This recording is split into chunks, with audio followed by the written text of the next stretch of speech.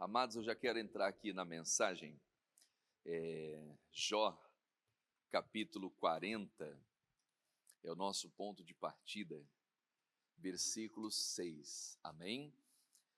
E a palavra de Deus é: se vista com excelência.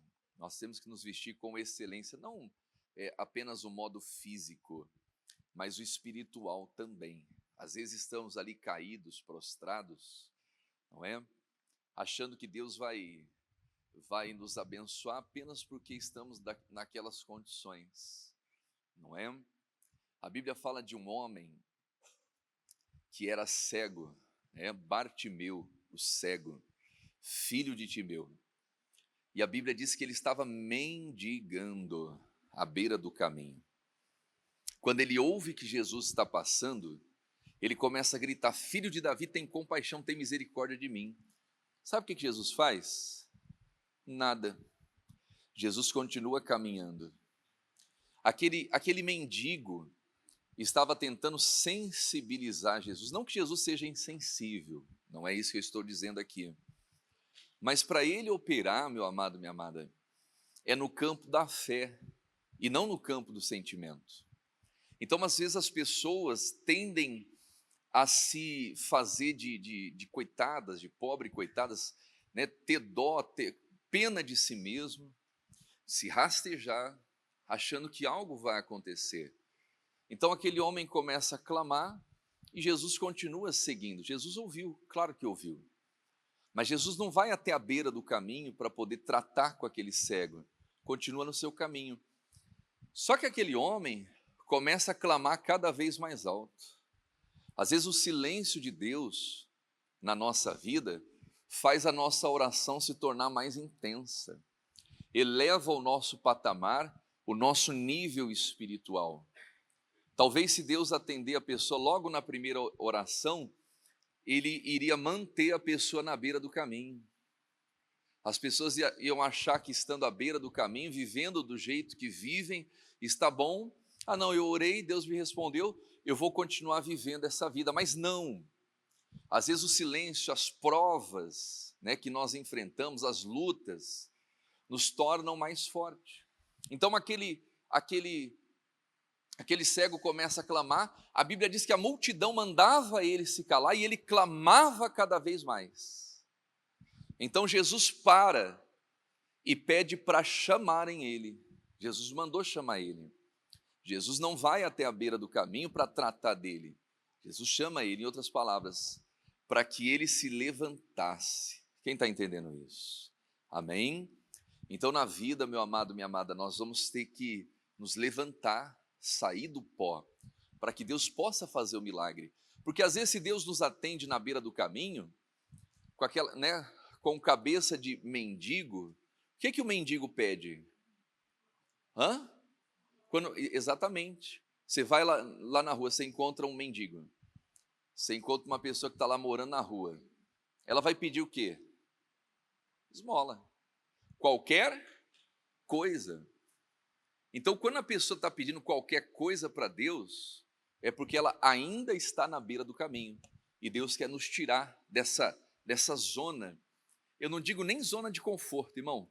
Zona de fracasso. Quem está entendendo isso? A beira do caminho não é a zona de conforto. Às vezes a pessoa acha que está confortável, mas ela está com a vida dela fracassada. Então vão existir momentos na nossa vida que Deus vai falar com a gente de uma maneira um pouco mais dura. E aquela palavra não é para derrubar, é para levantar. E quando você entende a voz de Deus, ele começa a mudar a sua vida. E é o que nós vamos ver aqui, o que acontece com Jó. Jó capítulo 40, versículo 6, é o ponto de partida.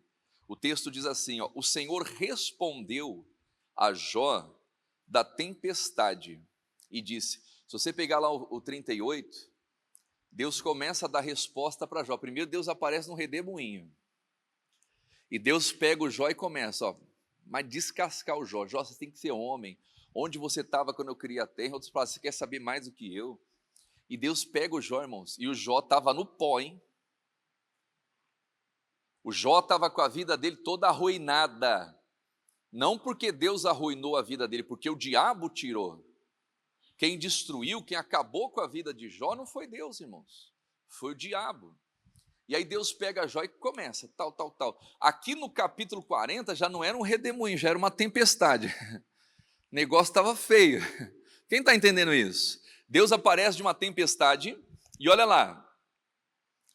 Então o Senhor aparece a Jó da tempestade e disse: cinge agora os teus lombos como varão, como homem. Em outras palavras, Jó, está na hora de você ser homem, seja varão, né? E eu te perguntarei e tu me responderás. E novamente Deus começa a fazer perguntas para Jó. Porventura, também farás tu vão o meu juízo? Em outras palavras, Jó, você está achando que eu sou injusto? Você está dizendo que o meu juízo é vão? E às vezes passamos por situações assim, irmãos. Achamos que Deus está sendo injusto conosco, quando talvez aquela situação, aquela confusão, quem criou fomos nós. As pessoas querem viver do seu jeito, né, vivendo na presença de Deus e uma vida paralela, do jeito que acham, que entendem que é correto, e quando vê, se encontram no meio do pó, no meio de uma situação, e atribuem a Deus a culpa, a responsabilidade. Às vezes não num tom de revolta, sabe? Não num tom de revolta. Deus, o Senhor é culpado. Tem gente que é assim, tem gente que chega a esse ponto. Deus, esse problema que eu estou passando, a culpa é sua. Tem gente que é assim, mas tem gente que não, irmãos. Tem gente que atribui os seus fracassos, as suas derrotas, até de uma maneira religiosa. Como assim? Ah, não, estou sofrendo com isso aqui, minha vida está assim, mas é porque Deus está me provando. E eu dou glórias a Deus por isso. Às vezes nem é Deus que está colocando aquela doença, aquela enfermidade. Quer dizer, o diabo, que é o causador de tudo, de todo mal na vida do ser humano, fica ali, ó, como que eu posso dizer? Inocentado. Ah, não, mas eu estou passando por isso aqui porque Deus está colocando a mão, algum propósito tem? Depende. Deus prova os seus filhos, sim ou não? Prova. Mas nós temos que ver se aquela prova de fato ou de verdade vem de Deus ou não. Não é verdade? Deus permitiu que o diabo entrasse na vida de Jó. Mas quem tocou na vida de Jó não foi Deus, foi o diabo. Mas por que Deus permitiu que o diabo entrasse na vida de Jó? Porque encontrou uma brecha. Porque se não houvesse brecha, não entraria. A Bíblia diz: sujeitai-vos, pois, a Deus, resistir ao diabo e ele fugir. E qual foi a brecha que o diabo encontrou para entrar na vida do Jó? O medo, irmãos. O Jó confessa isso. O Jó confessa com as suas palavras. Nós lemos na Bíblia que o Jó não pecou com as suas palavras? Sim, no início da prova. O Jó conseguiu guardar a sua língua por uma semana, 7 dias. Passados 7 dias da prova, o Jó abriu a boca e começou a falar tudo quanto é tipo de besteira. Ele amaldiçoou o dia do seu nascimento. Então o Jó peca sim com a sua boca. Tanto que a redenção de Jó, a virada de cativeiro de Jó se dá quando? Quando ele se arrepende das suas palavras. Então o Jó estava atribuindo a sua culpa, o seu fracasso a Deus. Estava fazendo vão a justiça de Deus. E Deus falou: Jó, seja homem. Você está dizendo que a minha justiça é vã, os meus juízos são vãos? E diz mais: ou me condenarás para te justificares. Jó estava condenando Deus para poder justificar o seu fracasso. Jó estava atribuindo a Deus a razão do seu fracasso. Quem está entendendo isso? Quer dizer, você vai me condenar, Jó, para você se justificar? Olha o ponto que o Jó chegou. E às vezes chegamos nesse nível, irmãos. Repito, às vezes de uma maneira intencional, né? Tem gente que já chuta o pau da barraca mesmo. Eu tô assim porque Deus não existe, etc. e tal. Mas tem gente que não. Às vezes de uma maneira religiosa. Ela acredita que aquele sofrimento vem de Deus e que Deus está preparando alguma coisa para ela porque ela está sofrendo. Né? A pessoa fala, estou sofrendo tanto nessa vida. Olha, é sinal que Deus tem alguma coisa boa. Tem que verificar se esse sofrimento vem de Deus verdadeiramente ou não. Eu não estou dizendo que Deus não corrija e não castigue. Eu não estou dizendo que existem vitórias que a gente vai ter que passar pelo processo da dor. Por exemplo, uma gravidez é bênção ou é maldição? É bênção. Amém? Para quem tem Deus, para quem é de Deus é bênção. Diga a glória a Deus. Se você teme a Deus, se você obedece a palavra, Deuteronômio 28, bendito o fruto do teu ventre. Amém? Mas olha só, é uma benção, a pessoa foi lá, fez o exame, deu positivo, tal. Daqui 9 meses vem a criança. Ela está com a bênção no ventre, mas o processo para gerar essa bênção vai ser doloroso, principalmente da mulher. É ou não é verdade? Vai ser doloroso, porque vai mexer com o corpo da mulher, a barriga vai crescer, mexe com a parte hormonal, e quando chega a hora de nascer, a mulher começa a sentir dores. Mas para poder gerar uma bênção, quem está entendendo isso? Existe uma bênção, existe uma criança, existe uma vida dentro dela. Agora, por exemplo, o câncer é uma bênção ou é uma maldição? Como alguém pode dizer que Deus vai lá e coloca o câncer na pessoa? Eu não acredito. Eu não acredito. Quem faz é o maligno, irmãos. O diabo veio para roubar, matar e destruir. A Bíblia fala que quando Jesus ele vem a esse mundo, ele começa a repreender os espíritos de enfermidade. Ele começa a expor a ação do diabo. Às vezes você vê pessoas falando, eu não gosto dessas igrejas que fazem libertação, porque eles gostam de fazer showzinho, né? Eles permitem o diabo dar showzinho. Irmão, que showzinho? Libertação não é showzinho do diabo, não, até porque os espíritos amarram e tem que confessar Jesus e ainda cai de joelho. Quem está entendendo isso? Foi o que Jesus fez. A Bíblia narra a história de um jovem que ninguém conseguia domar ele, que ele vivia no cemitério se cortando. Ele era extremamente agressivo, as pessoas tentavam prender ele com cadeia e ninguém conseguia prendê-lo. Amém? Ninguém conseguia segurar, prendê-lo. Ele quebrava todas as correntes, de tão forte que ele era, até o momento que Jesus chega na vida dele. E quando Jesus chega naquela cidade, os demônios se prostram. E fala assim, vieste ter conosco Jesus antes do tempo? Os demônios sabiam quem era Jesus. E Jesus sabia quem eram aqueles demônios. Quem está entendendo isso? Jesus sabia, irmãos. Mas quando aqueles espíritos vêm falar com Jesus, o que Jesus faz? Qual é o seu nome? Mas Jesus sabia qual era o nome deles. Mas por que Jesus entrevistou? Por que Jesus perguntou? Para querer saber quem estava ali? Não, irmãos. Para mostrar para as pessoas que aquele jovem estava daquela maneira, porque existiam espíritos na vida dele que o faziam ser assim. Então Jesus estava expondo os demônios publicamente. Quem está entendendo isso? Jesus não estava dando oportunidade para o demônio fazer o showzinho dele, não. Jesus estava expondo os espíritos. Legião é o meu nome. E os espíritos responderam, porque somos muitos. E aí o que acontece? O que os demônios pedem para Jesus? Senhor, não nos mande fora dessa província, mas permita-nos entrar naquela manada de porcos. O diabo pediu permissão para Jesus para entrar na manada de porcos. E o que aconteceu? Jesus permitiu. Jesus permitiu.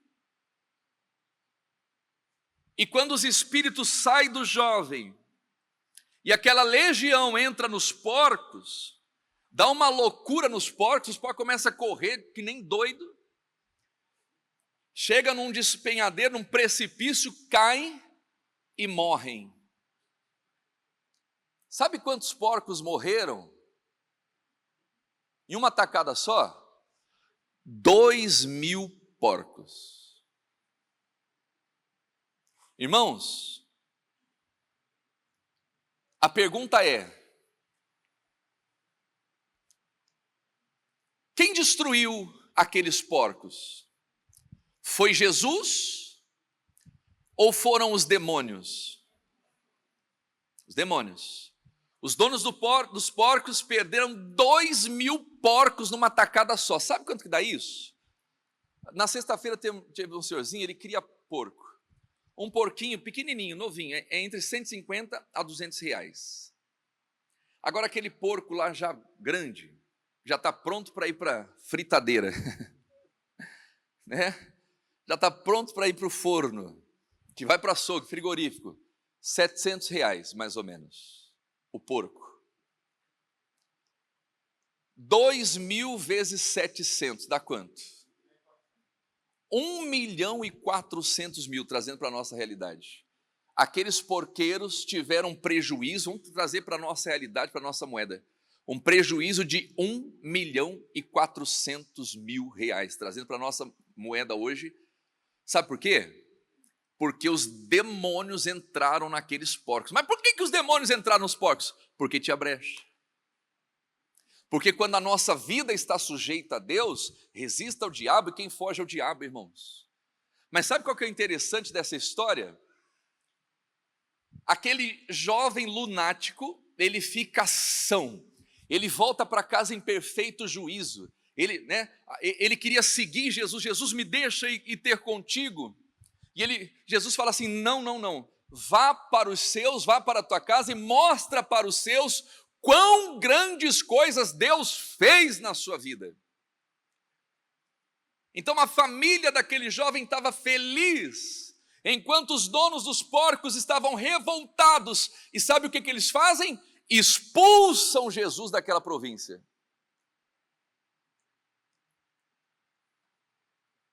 Porque acharam que quem causou aquela desgraça foi Jesus. Olha só que situação. Eles expulsaram Jesus e deixaram quem?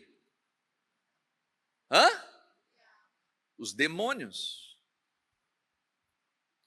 Aqueles demônios que mataram os porcos poderiam matar os bois, poderiam acabar com tudo que aqueles fazendeiros porqueiros tinham.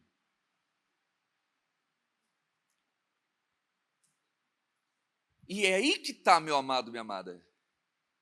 As pessoas estão inocentando os demônios e atribuindo as desgraças, as catástrofes a Deus, a Jesus. É comum você ouvir pessoas falando, não, Deus não existe, porque se Deus existisse, não haveria tanto sofrimento no mundo. As pessoas não morreriam de fome, as pessoas não morreriam, né, de tantas coisas. Eu estava vendo até um vídeo esses dias, já deve ter visto também. Cidadão foi no barbeiro reclamar. Não sei se alguém já viu esse vídeo, né? Cidadão foi no barbeiro e ele começou a reclamar, murmurar da vida. Fala, não, Deus não existe. É claro que existe, rapaz, você vai duvidar de Deus? Não, Deus não existe coisa nenhuma. Se Deus existisse, o mundo não estava assim, não. Não estava desse jeito. É tragédia, é gente sofrendo e por aí vai. Aí o barbeiro com sabedoria fala assim, deixa eu falar uma coisa, barbeiro não existe. Não, claro que existe. Como que não existe? Não, barbeiro não existe. Porque se barbeiro existisse, não tinha muita gente cabeluda, barbuda. Não, mas é porque as pessoas não vêm até aqui, mas o barbeiro está aqui. Porque se as pessoas vierem fazer a barba, fazer o cabelo, vai resolver o problema. A mesma coisa com Deus. Deus existe, continua no mesmo lugar, porém as pessoas não veem a Ele como deveriam vir. Quem está entendendo isso? É isso, irmãos. Então eles expulsam Jesus e deixam os demônios naquela província, achando que Jesus era o responsável pelo caos. E quantas pessoas estão fazendo isso? Estão atribuindo a Deus o Jó, irmãos. Repito, aqueles porqueiros fizeram com revolta. Sai daqui, manda esse homem embora daqui. Ele não pode ficar aqui. Mas o Jó estava dizendo, Deus me deu, Deus tomou. De uma maneira religiosa. Quer dizer, falando que Deus era injusto. Porque quem tirou foi o diabo. Quem tocou na vida de Jó foi o diabo. Quem deixou o Jó daquele jeito foi o diabo. Então, às vezes, nós vemos a atuação do diabo na vida de muita gente. Até religiosas. Até dentro da igreja. É comum, irmãos. Você quer ver uma coisa? Mudando toda a mensagem aqui hoje. Lucas. Na vida de crentes. Na vida de pessoas que estão na igreja.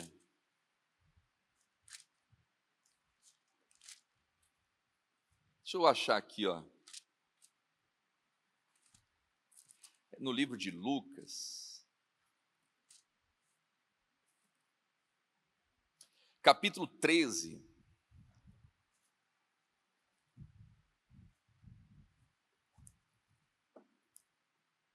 Versículo 10.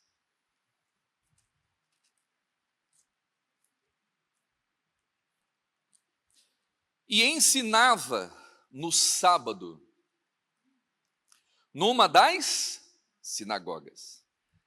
E eis que estava ali uma mulher que tinha o Espírito Santo. Havia 18 anos. Sim ou não? Era o Espírito Santo que estava dentro dela? Qual o Espírito que estava dentro dela? Mas era uma mulher que estava na igreja. Uma mulher que estava no templo, uma mulher que estava na igreja, na sinagoga, ouvindo a palavra, mas o Espírito que habitava dentro dela não era o Espírito Santo, era o espírito de enfermidade. E a Bíblia diz, o espírito de enfermidade havia 18 anos. Então tem gente que está na igreja, irmãos, achando que o Espírito que habita dentro dela é o Espírito Santo, mas às vezes não passa de um espírito de religiosidade, espírito de miséria, espírito de medo, espírito de depressão, de angústia. Mas eu sou crente, é crente, mas está ali, deprimido, angustiado, tem que mudar, tem que clamar a Deus, tem que repreender esse mal. Não é porque é crente que não vai passar dificuldade em enfrentar, que está imune. Não, a pessoa tem que crer e confiar na liberdade de Jesus Cristo. E essa mulher estava ali, 18 anos sofrendo com aquela enfermidade. E diz aqui o texto sagrado: e vendo-a Jesus, chamou-a a si. E disse-lhe, mulher, está livre da sua enfermidade. O que vai levar as pessoas a ficarem livres, irmãos? Se aproximarem de Jesus. Amém? Isso é importante, irmãos, porque às vezes a pessoa está no templo e Jesus está chamando, só que ela não está ouvindo. Jesus chamou aquela mulher assim e ela foi. Mas a pessoa está na igreja e não está conseguindo entender a voz de Deus, ou está entendendo e não está querendo obedecer. Não está querendo vir. Ele diz, vinde a mim os que estão cansados, sobrecarregados, e eu vos aliviarei. Tomai sobre vós o meu jugo e aprendei de mim, que sou manso e humilde de coração. Se a gente não carregar o jugo de Deus, irmãos, nós vamos carregar o jugo do diabo. Se o Espírito de Deus não habita em nós, o diabo vai encontrar um espaço e vai habitar. Ele vai habitar com uma doença, com uma enfermidade, com uma opressão, uma tristeza, uma melancolia, miséria, amarração. Quem está entendendo isso? Então essa mulher estava sofrendo 18 anos. E quando Jesus chama ela, Ele fala assim: mulher, você está livre dessa enfermidade. Quer dizer, aquele jugo do inferno foi quebrado. Impôs as mãos sobre ela, e olha só que tremendo isso, irmãos. E logo se endireitou e glorificava quem? A Deus. Quer dizer, o espírito saiu, ela ficou livre. E tomando a palavra, o príncipe da sinagoga, indignado, porque Jesus curava no sábado, disse à multidão: 6 dias há que é mister trabalhar. Irmãos, olha aqui para o pastor Helder. A pior raça que existe é a raça dos religiosos. É difícil você lidar com gente religiosa. Os religiosos querem ensinar até Jesus, irmãos.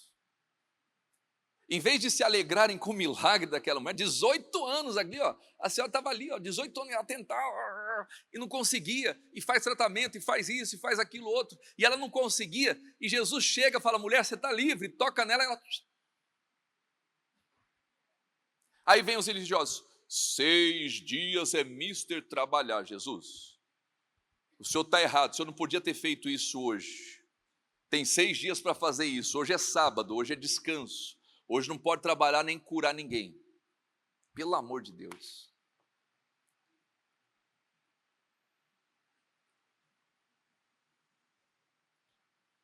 Sabe por que os religiosos agem assim? Porque não querem perder o controle sobre a vida das pessoas.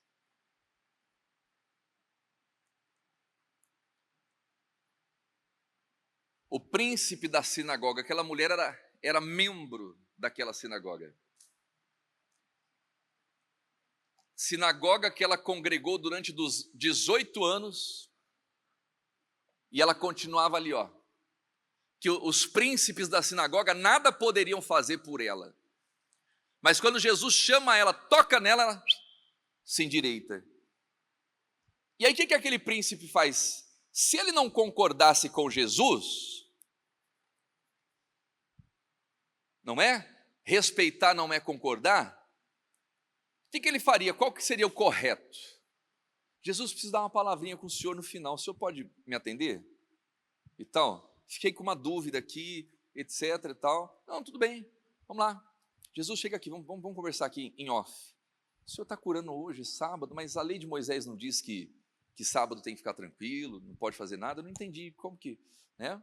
É certo isso? Jesus ia explicar e resolveria o problema. Mas ele não fez isso. Ele não disse para Jesus, ele disse para a ele queria manter a multidão presa sobre a influência dele. Cuidado com os religiosos, irmãos. Né? Como que os religiosos fazem para agir nos dias de hoje? Eles atacam os sinais, atacam os milagres. E começam a oferecer teorias e teologia para as pessoas. Porque as suas teorias vazias, a pessoa está lá na igreja enferma, doente, vivendo uma vida que parece o inferno. E aí quando o evangelho é pregado com sinais, com poder, com libertação, com cura, com maravilhas, sinais, prodígios, como Jesus fazia, então esses religiosos não vêm falar com os pregadores. Ô pastor Helder, o senhor não pode fazer um trabalho desse, não pode entregar água, não pode entregar um azeite, isso é antibíblico. Se eu fosse o senhor, eu revia. Nada, meu irmão. Eles vão falar para quem? Para tentar colocar a multidão contra quem? Os pregadores.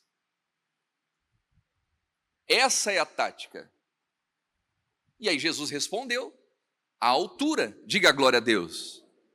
E aí os pregadores também têm que responder. Existem casos que têm que responder, irmão. Amém? Jesus não se calou. Por quê? Porque aquele homem colocou em xeque a justiça de Deus perante a multidão.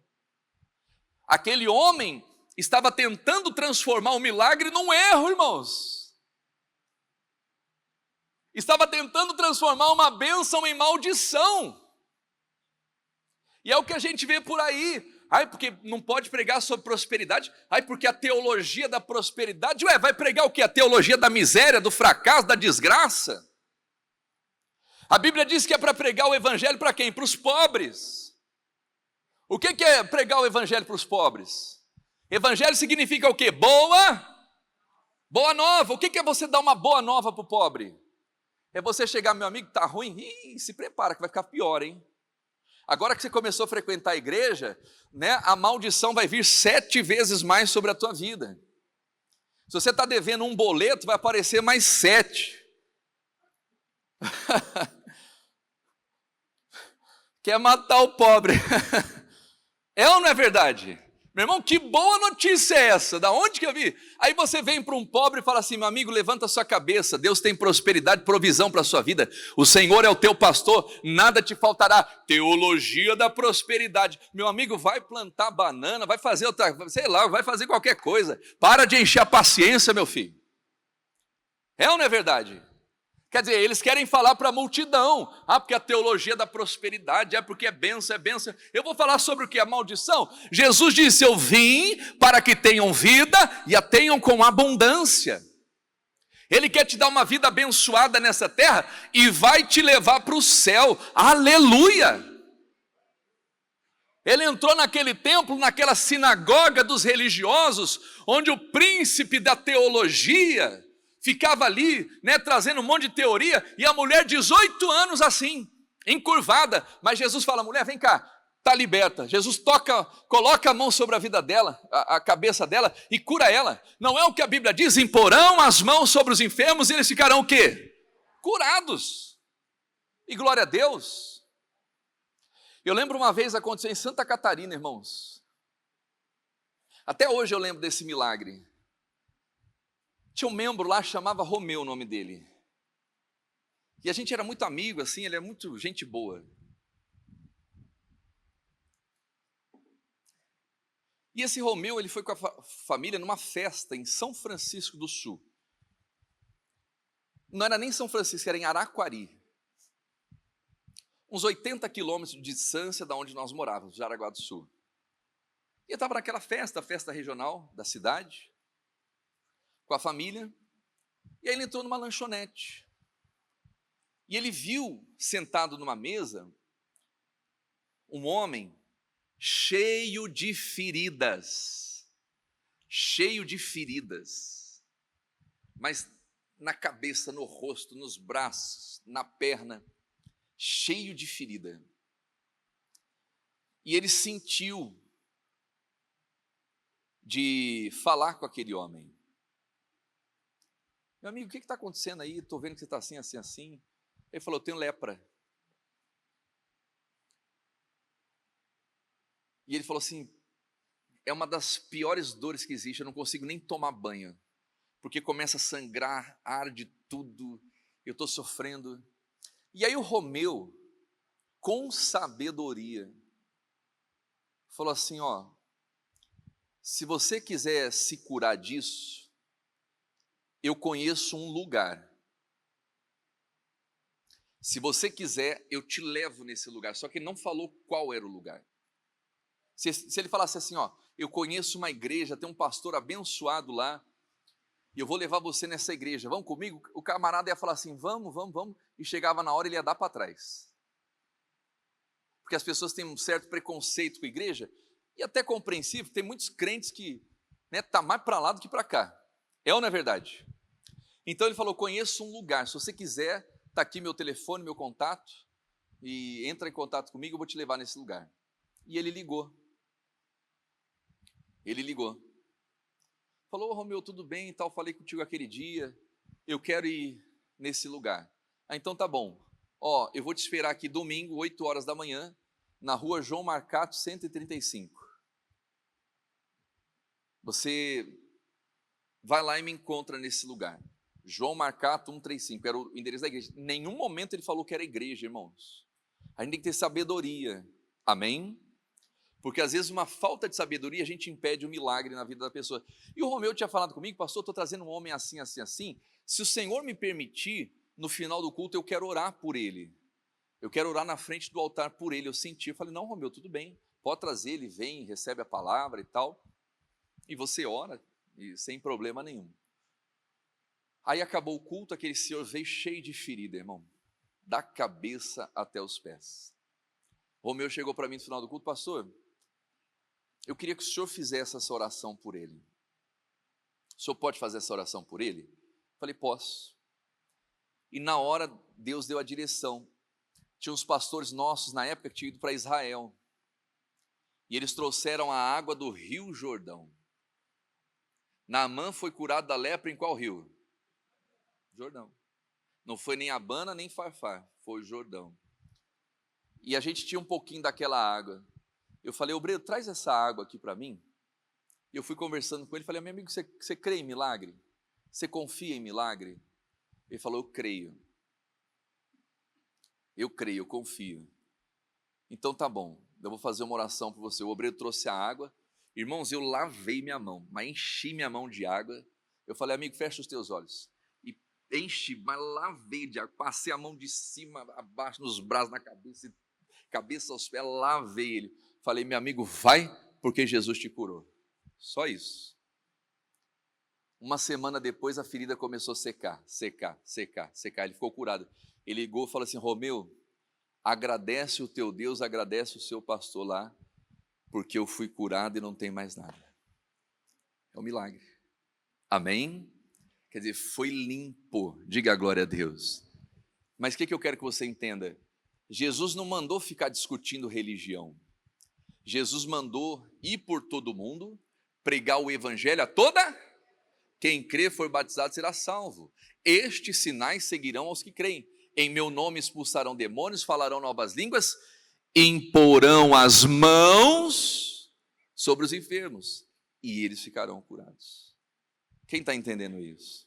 É isso, irmãos. É o que a gente tem que fazer. Então aquele homem estava tentando questionar Jesus, estava tentando colocar a multidão contra Jesus. O versículo 15: respondeu-lhe, porém, também o Senhor: hipócrita. Já tomou uma dura já. Ele quis, né? Já viu aquele ditado? Quem fala o que quer? Jesus já mandou na frente da multidão também. Ah, né? Já que é assim, que você quer me expor na frente da multidão, você quer dizer que eu estou errado? Você é um hipócrita. Jesus falou para o príncipe, hein? Para o diretor da sinagoga: no sábado, não desprende da manjedoura cada um de vós o seu boi ou jumento, e não leva para beber água? E não convinha soltar desta prisão, no dia de sábado, esta filha de Abraão, mulher de fé, irmãos. Filho de Abraão são os da fé. Mas era uma mulher de fé que estava presa nas mãos de Satanás. Ela estava presa na mão do diabo com espírito de enfermidade. Jesus está falando aqui, ó: não convinha soltar desta prisão no dia de sábado esta filha de Abraão, a qual 18 anos Satanás mantinha presa. Em outras palavras, seu hipócrita, você não desprende o seu boi da manjedoura para levar ele para beber água no dia de sábado? Então eu posso muito bem desprender essa mulher das mãos do diabo. Em qualquer dia, em qualquer hora. Quem está entendendo isso? E sabe o que aconteceu? Olha o que o versículo vai dizer aqui, ó. E dizendo ele isso, todos os seus adversários ficaram envergonhados. E todo o povo se alegrava por todas essas coisas gloriosas que eram feitas por ele. Diga a glória a Deus. Irmãos, olha só o que Jesus faz. Repita comigo: coisas gloriosas. Essa é a obra de Deus. Desgraça, miséria, doença, quem faz é o diabo.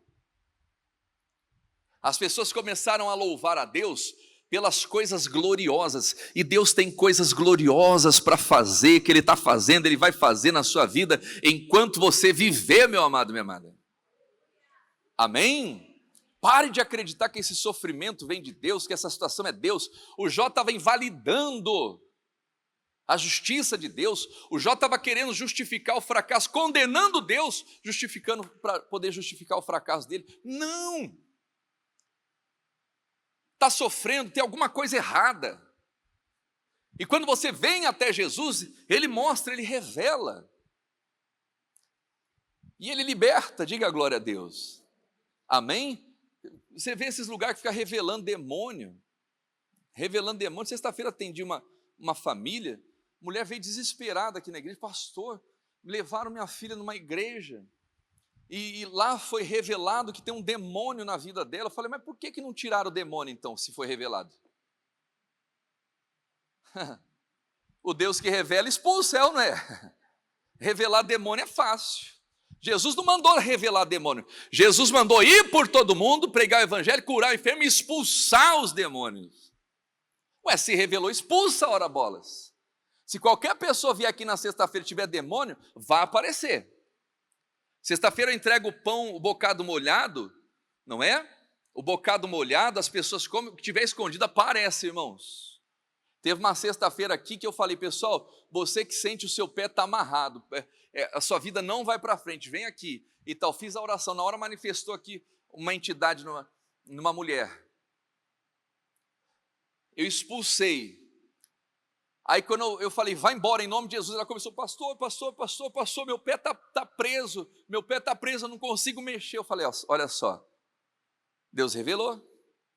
Na hora eu falei com a pastora Paula, cadê a pastora Paula? Está lá, ó, sentada. Eu falei com a pastora Paula, pega o azeite ali, ó, e unge os pés dessa mulher, unge os pés dela. Na hora, aquele jugo, aquela trava, ela foi soltando e se libertou. Então, Deus que revela da condição de expulsar, diga a glória a Deus.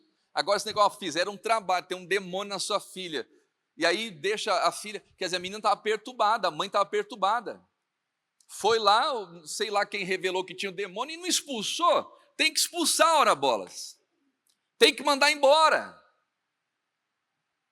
Quer dizer, às vezes está igual o príncipe da sinagoga. Não expulsa o demônio, mas fala mal da gente que expulsa. Fala que a gente tem acordo com bicho. Você já deve ter escutado falar isso. Esses pastores têm acordo. Por isso que meu irmão, cuidado, isso se chama blasfêmia com o Espírito Santo.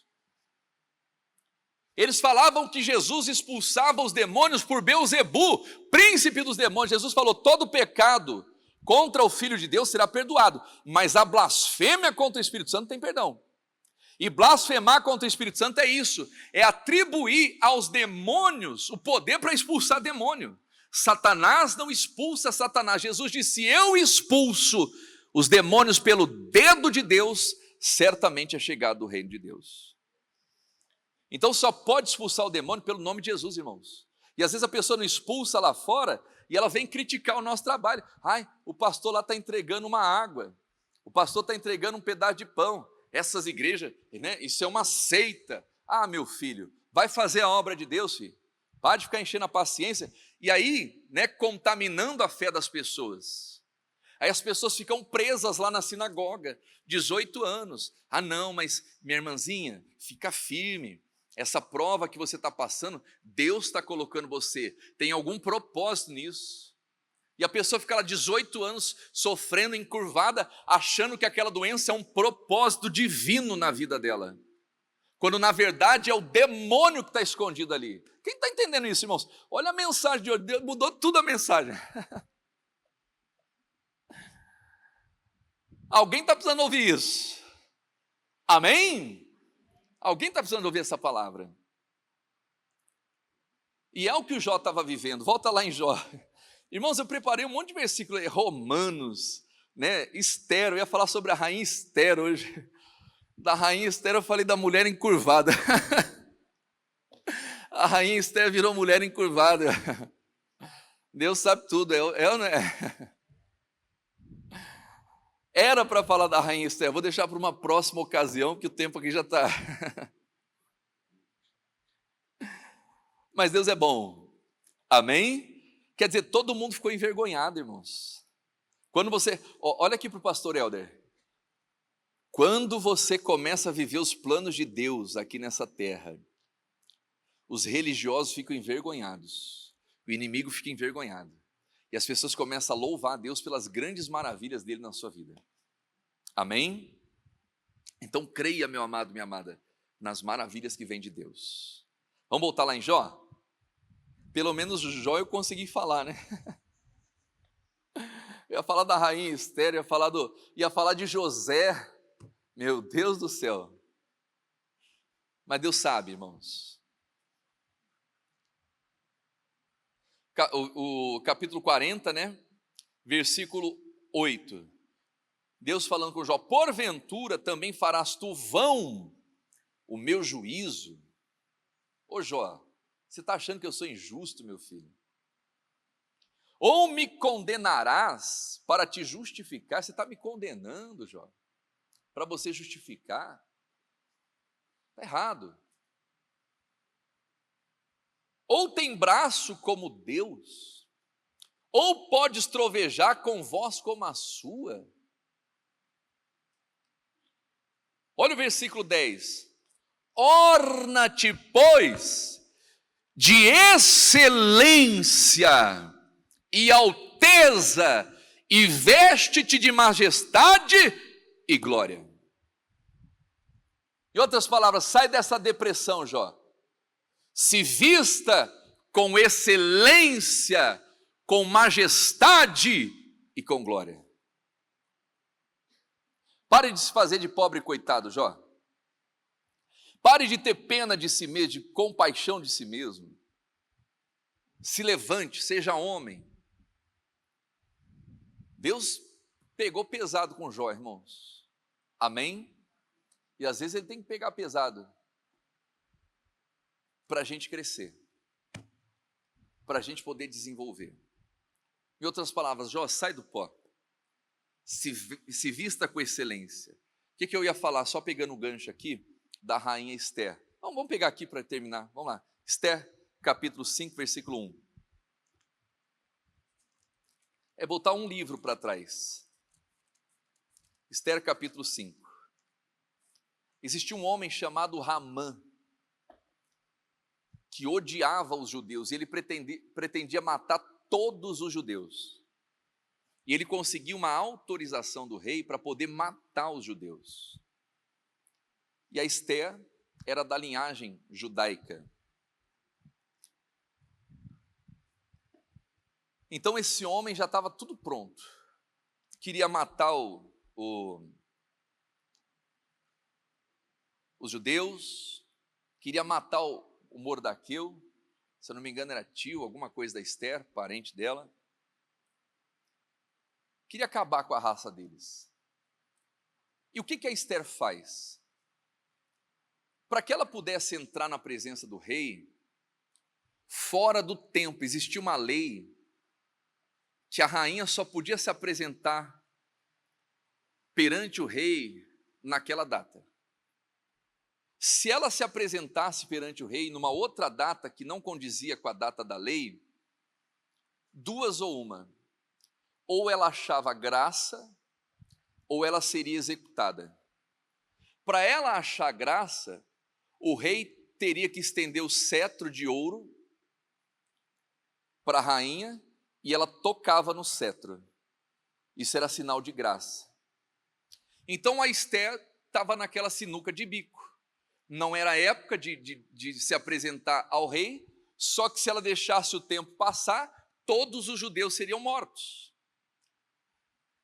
Então ela pede para Mardoqueu e todos os judeus, e a Esther lá no palácio com as suas servas, fazerem um jejum de 3 dias sem comer nada e sem beber nada.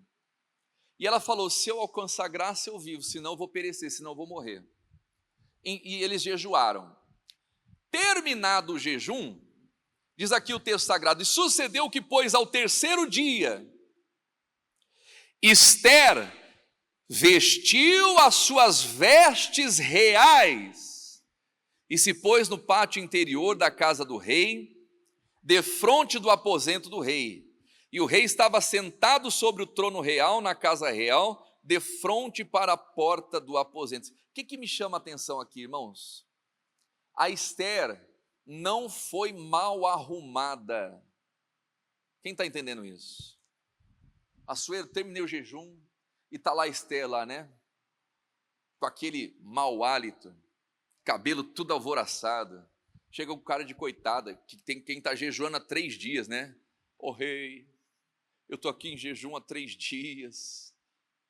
Eu tenho uma coisa para falar para você, eu tenho um problema. Irmão, a pessoa Tem gente, irmão, que não sabe introduzir uma conversa. Ela vai trazendo só problema. É ou não é? Tem gente que você olha na cara dela e você fala, meu Deus, lá vem problema. Não é julgar, mas tem gente que é assim. Ela chega lá, né? De qualquer jeito, de qualquer forma. Rei, me ajuda, eu estou com um problema enorme, etc e tal. Quer dizer, correria o risco dela não ter alcançado graça. Mas o que ela faz? Ela se veste de realeza. Ela se veste com excelência. Quem está entendendo isso? Ela não vai ter com o rei de qualquer jeito, ela não vai ter com o rei mal arrumada. Não. Ela se veste de realeza e ela vai se encontrar com o rei no pátio. E olha o que a Bíblia vai dizer aqui, ó. E sucedeu que, vendo o rei a rainha, que estava no pátio, ela alcançou graça. Olha que tremendo, irmãos. Muito forte isso aqui que eu vou falar para você. A nossa aparência pode fazer a gente alcançar graça diante de muitas pessoas. Esther não precisou falar nada. Esther estava tão bem arrumada, tão bem vestida, estava como uma rainha. E quando o rei viu Esther, ela alcançou graça. Quem está entendendo isso? A maneira que ela se vestiu, a maneira que ela se arrumou, ela não precisou falar nada. Irmãos, a maneira que a gente se veste, não só fisicamente, mas espiritualmente, também comunica. Tem gente que perante Deus está vestido de luto, de tristeza, de pranto, que ela chega para Deus, Deus já sabe até a oração dela.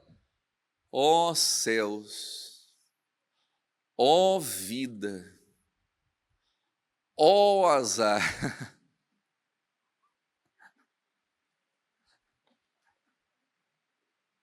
E ela faz daquilo uma reza. Não, eu vou rezar 3 vezes. Ó céu, ó vida.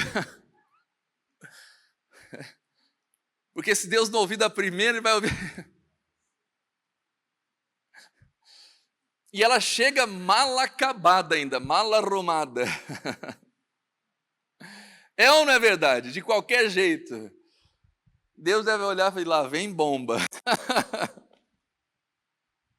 Quem está entendendo isso, irmãos? Aleluia. Para alcançar graça, Esther não precisou falar nada, apenas se vestir com excelência. Às vezes é lá na entrevista de emprego, meu amado e minha amada, que você vai com excelência. Não só as suas vestes físicas, mas o seu semblante. A pessoa olha para você e fala assim, essa pessoa tem algo diferente. Né? Quando está lá a pessoa que vai contratar, tem lá 30, 40 pessoas. Você está ali ó, sentadinho, esperando, com postura, com fisionomia de vencedor, de vencedora. A pessoa já antes da entrevista, ela já sabe, eu vou contratar aquela pessoa. Eu vou ter que entrevistar aqui porque é praxe, etc e tal, mas ela já deu o veredito. Por quê? Porque você se vestiu com realeza. Amém? Quem está entendendo isso? Já escolheu ali, ó. Quer dizer, Esther não precisou falar nada. O rei viu ela e alcançou graça. Tem mais, olha só que tremendo isso aqui, ó. E o rei apontou para Esther com o cetro de ouro, que o tinha na sua mão, e Esther chegou e tocou a ponta do cetro. Irmãos, eu acho que a Esther estava tão bem vestida, que olha o que o rei fala para ela aqui, ó. Então o rei lhe diz, que é que tens, rainha Esther? Ou qual é a tua petição? Até metade do reino eu vou dar para você. Quem está entendendo isso? Amém? Ela estava lá como uma rainha, diga a glória a Deus. Que na hora que o rei bateu o olho, falou, não, eu te dou metade do meu reino. Amém? E glória a Deus. E louvado seja Deus por isso. E a história você conhece, né? Ela não chega apresentando o problema. Olha só, ela apresenta um banquete, irmãos, olha a sabedoria dessa rainha. Ô rei, ainda bem que você me deu metade do reino, eu estou com um problemão, Ramã assim, fez isso, aquilo outro e tal. Não, ela fala, rei, vou preparar um banquete. E ela prepara um banquete, aí no outro dia ela prepara um outro banquete, no último dia ela fala assim, eu queria que viesse o Senhor e viesse Ramã também para esse banquete. Olha que coisa, hein? E aí eles estão banqueteando lá, a Esther vai lá e fala, ó, estão querendo matar o meu povo, estão querendo me matar, acabar com a nossa raça. O rei, mas como? Quem está querendo fazer isso? É ele, rei. É ele. Olha a sabedoria dessa mulher. É ele que está querendo matar. Na hora, o Ramã, ele tinha mandado preparar uma forca para Mordequeu. Ele já tinha preparado, queria matar o Mordequeu. E o que aconteceu? O rei mandou enforcar o Ramã na forca que ele havia preparado para o Mordequeu. Ela conseguiu virar o jogo, porque jejuou, porque se consagrou à parte espiritual e porque se vestiu com excelência. É isso. Olha que palavra poderosa, irmãos. O José, da mesma maneira, quando o rei mandou chamar o José, a Bíblia diz que ele fez a barba para interpretar os sonhos e ele mudou as vestes. Já pensou, chegou o José loucão lá, barbudo, revoltado da vida. Ainda bem que esse rei me chamou, eu vou lá, eu vou falar umas poucas. Aí chega o José tudo rasgado, tudo barbudo. Ô rei, o negócio é o seguinte, ó, há 2 anos atrás eu interpretei o sonho para esses teus servos aí, ó, eles se esqueceram de mim, e eu estava com isso aqui entalado na minha garganta, e Deus preparou o momento para eu falar. Quer dizer, tem gente que bota até Deus no meio dos rolos dela, é ou não é? É ou não é, irmão? Usa até o nome de Deus. O rei ia chegar para o céu, mas quem é esse louco aí? É esse? Não, manda embora. Não, José fez a barba, mudou de vestes reais e foi ter com o rei. Interpretou os sonhos e virou governador. Passou a governar o Egito. Amém? É assim, meu irmãozinho, minha irmãzinha. É assim, Jó. Quem está entendendo isso? É isso que Deus estava falando para o Jó. Muda a sua veste, Jó. Muda as suas roupas. Voltando ali, ó, para a gente concluir. Fica em pé, já vou fazer a oração final aqui, ó.